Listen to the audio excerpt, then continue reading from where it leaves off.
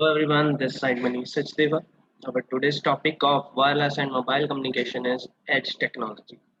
Last time we have discussed the topics of GSM and then we have already discussed the topic of GPRS, that was General Packet Radio Services. Okay, that was 2.5G technology which was imposed on the 2G technology for better enhancement in the mobile data services, right? So uh, today we will discuss the edge technology. Let's start with that. सबसे पहले edge technology होता क्या है? What do you mean by edge? So edge stands for enhanced data rates for GSM evolution. It is also a modification in the 2G technology. GSM में ही इस technology को enhance किया गया था, जैसे GSM से बना GPRS टेक्नोलॉजी जिसको 2.5G का नाम दिया गया. इससे अगली जो जनरेशन थी that was edge generation and that is known as 2.5G. 2.75G इसको नाम दिया गया है. बेसिकली ये GSM की टेक्नोलॉजी को ही एनहांस किया गया है, उसके डाटा रेट्स को एनहांस किया गया, इसीलिए इसका जो नाम पड़ा that is enhanced data rates for GSM evolution. E stands for enhanced, D stands for data rates, G stands for GSM and E stands for evolution.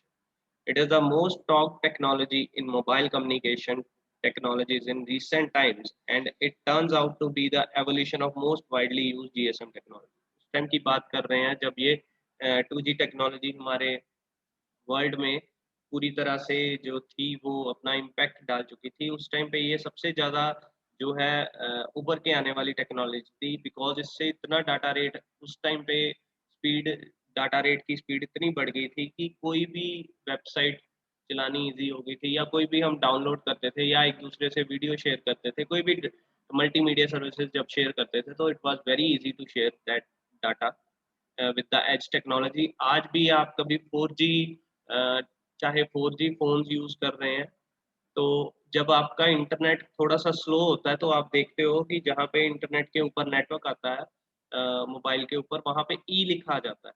तो that E stands for the EDGE technology. That time वो EDGE technology को support कर रहा होता है internet.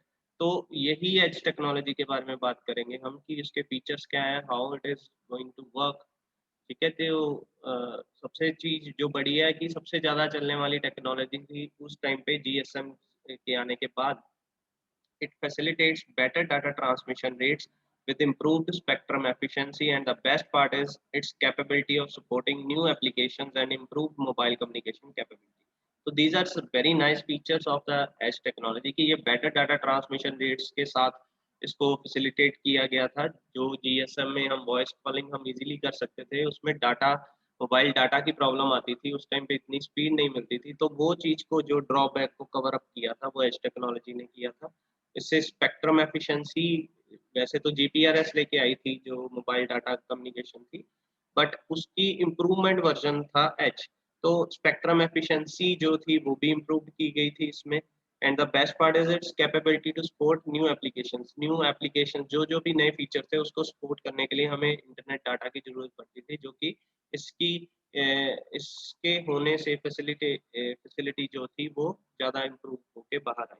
ठीक है, आगे it act as extended GPRS. ये GPRS का एक्सटेंडेड वर्जन माना गया था. It is a high speed mobile data standard intended to enable second generation global system for mobile communication and time division multiple access, that is TDMA network to transmit up to 384 kbps. तो ये जो थी technology, ये data rate 384 kbps तक support कर सकती थी, जो कि बहुत ज़्यादा माना जाता था उस टाइम पे, बिकॉज GPRS जो थी वो सिर्फ अप टू 190 सम kbps तक डाटा को बढ़ा सकी थी. और जो GPRS की बात करें तो that time the data rate was 19 kbps only.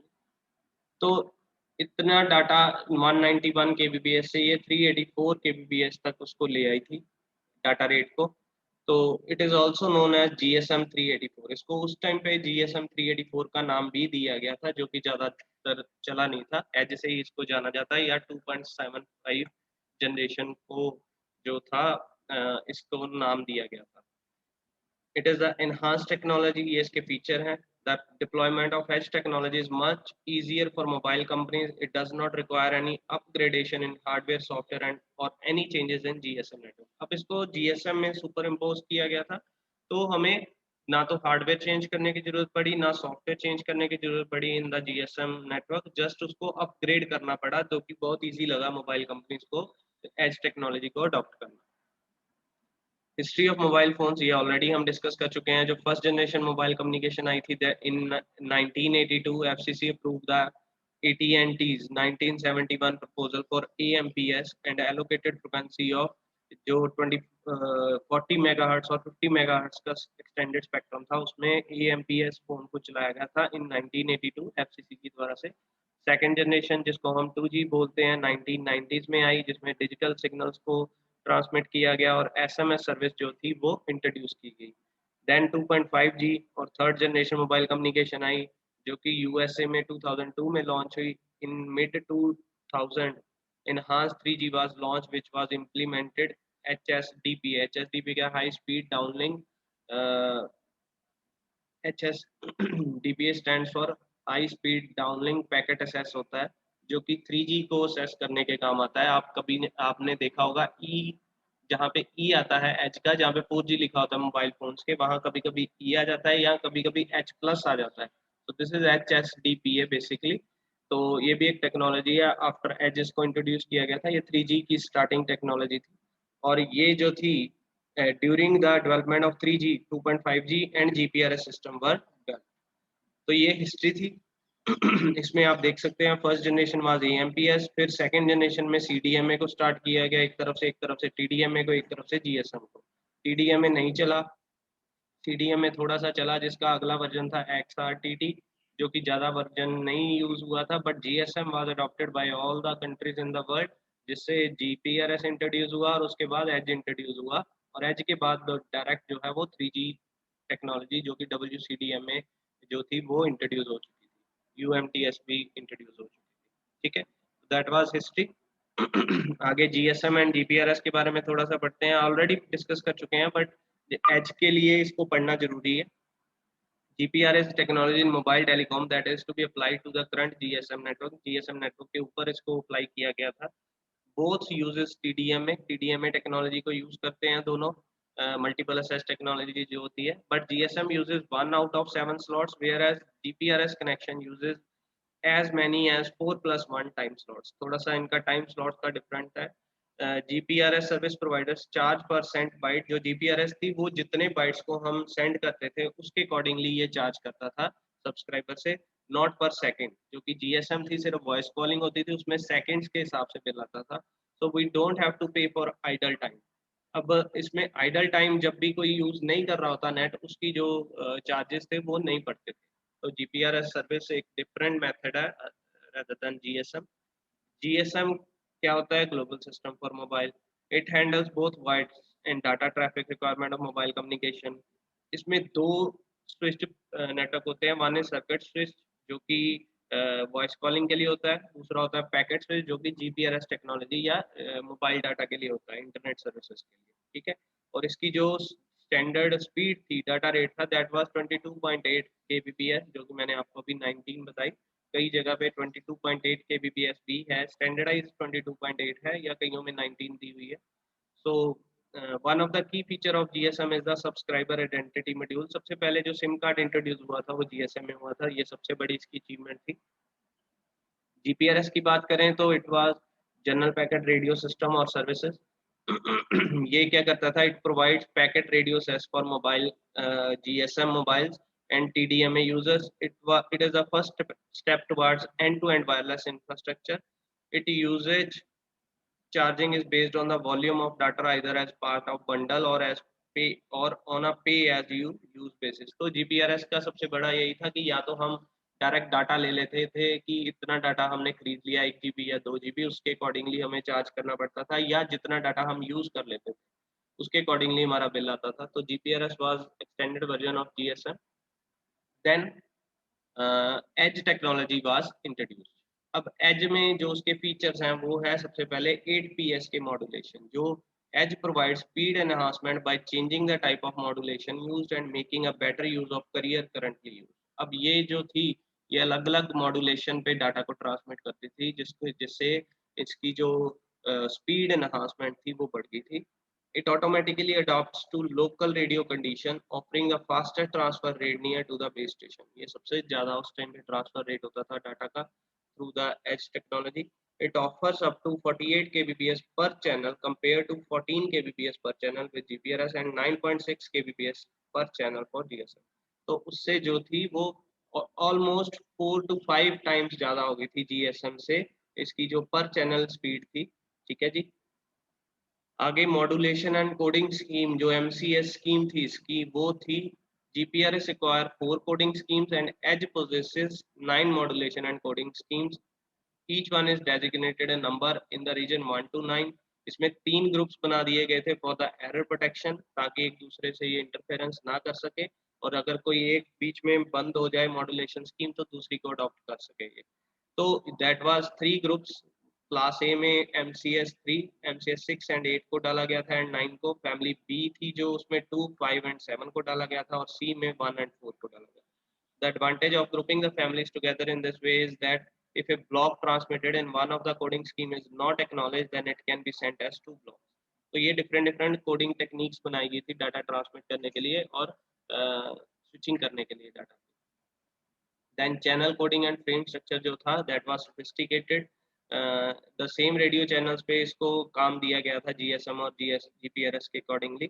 तो हमें no require of additional spectrum resources except to accommodate loading. सिर्फ overload बढ़ गया था, otherwise कोई अलग से इसको spectrum देने की जरूरत नहीं पड़ी थी.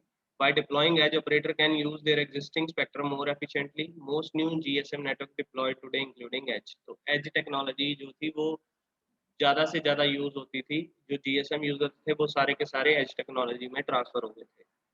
For many GSM GPRS network in areas such as America, edge was mostly software upgrade to the BTS. BTS में इसको सॉफ्टवेयर अपग्रेड करके इसको डिप्लॉय किया गया था in the GSM technology. Complementary 3G technology का नाम भी दिया गया, मतलब 3G आने से पहले इसको 3G माना जा सकता था। ठीक है, तो इसको 2.75G तभी नाम दिया गया था because it was nearer to the 3G technology at that time. It provides a high capability data services, जो कि यूएमटीएस होता है हमारा यूनिवर्सल मोबाइल टेलीफोन सिस्टम। तो ये जो था ये एक 3G टेक्नोलॉजी का सबसे पहला जो स्टेप था उसको माना गया था यूएमटीएस को। तो एज उसके साथ ही उसके क्लोज पहुंच चुका था as per the data services. Edge provide average data capability for the sweet spot of approximately 100 kbps and minimum 100 kbps speed तो इसकी आती ही आती थी। It has proven itself in the field as a cost-effective solution and is now a mature technology. It is very efficient, spectrally allowing operator to support more voice and data user with existing spectrum. Operator can maintain their edge network as a complementary servicing offering as they deploy UMTS. अब जिसको UMTS के बारे में बताना था वो edge technology उसको थोड़े दिन के लिए फ्री में ऑफर कर देते थे कि आप इसको चला के देखिए, इससे ज़्यादा स्पीड आपको UMTS में मिलेगी। So it was used as a reference for the UMTS। 3G technology के लिए रेफरेंस दिया गया था एज टेक्नोलॉजी को, और ऑफर्स दिए जाते थे इस पे। इसके आर्किटेक्चर की बात करें तो मोबाइल स्टेशंस BTS लगे हैं, BTS आगे BSC से कनेक्टेड है, ये ऑलरेडी हमने पढ़ा हुआ है। आगे MSC से कनेक्टेड है, और यहाँ पे दो देखिए दो चीजों में डिवाइड हो गया BSC से आगे एक सर्किट स्विच ट्रैफिक चला गया और एक IP ट्रैफिक चला गया। ये PSU का काम होता था। आगे इसके वही जो GPRS में नेटवर्क लगा होता था SGSN, जिसको सर्विंग GPRS पोर्ट नोड बोला जाता था SGSN, और GGSN ये होता था हमारा गेटवे GPRS पोर्ट नोड। आगे इंटरनेट जैसे यहाँ से होता था, और जो MSC का काम था वो PSTN से हम डाटा लेते थे। तो this was architecture, it is same as GPRS architecture. उसके बाद एडवांटेजेस की बात करते हैं। It has adaptability to existing system like GPRS, HSCSD, high speed circuit switch data and specification. It does not require new system to develop for deploying it. It can be operated on existing frequency spectrum. ना तो frequency spectrum लेने की जरूरत पड़ी थी इसको लाने के लिए, तो ना ही कोई नया हार्डवेयर की जरूरत पड़ी थी। ये GSM वाले बैंड पे ही काम करता था, ट्राई बैंड पे 800 megahertz, 1800 megahertz and 1900 megahertz. It is cost effective since it requires small unit of improvement and enhancement on existing network. It provide thrice at better speed as GPRS. तो GPRS से 3 गुना ज़्यादा speed देता है। These are advantages. इसके अलावा it improve performance of existing application and room for new application like video calls on mobile. इसके mobile calling services add हो गई थी इसमें। 384 kbps तक डाटा ट्रांसफर रेट हो गया था। एज टेक्नोलॉजी को टुडेज टेक्नोलॉजी का नाम दिया गया था, जिसे हाई डाटा थ्रूपुट ली गई थी। वेरियस डाउनलोड फाइल टाइप्स, मतलब ये सपोर्ट करता था वेरियस टाइप्स ऑफ फाइल्स को, कि ये भी डाउनलोड कर सकते थे हम इससे। Rapid internet and web connectivity, service available for EDGE phone without tariff. तो ये सारे जो एडवांटेजेस हैं एज की उस टाइम पे मानी गई थी। डिसएडवांटेज क्या थी? Extra mobile terminal hardware and software is required. सिर्फ सॉफ्टवेयर और हार्डवेयर अपग्रेडेशन की जरूरत थी, जो कि हर मोबाइल में करनी पड़ रही थी या हर बीटीएस में करनी पड़ रही थी। It require base station modifications. It is frequently referred as 2.75G। मतलब ये 3G अभी भी नहीं बन पाया था, इसको 2.75G तक ही सीमित रखा गया था। These are some disadvantages. तो एज के बारे में अगर कोई आपको नोट आए तो आप आर्किटेक्चर के साथ साथ इसके फीचर्स और इसकी जो एडवांटेजेस हैं और इसके जो क्यों आई थी और कैसे आई थी, या ये सारी हिस्ट्री ये सारी डिस्कस कर सकते हैं। इसके रिगार्डिंग अगर आपको कुछ पूछना है आप कमेंट सेक्शन में या ऑनलाइन सेशन में पूछ सकते हैं। Thank you.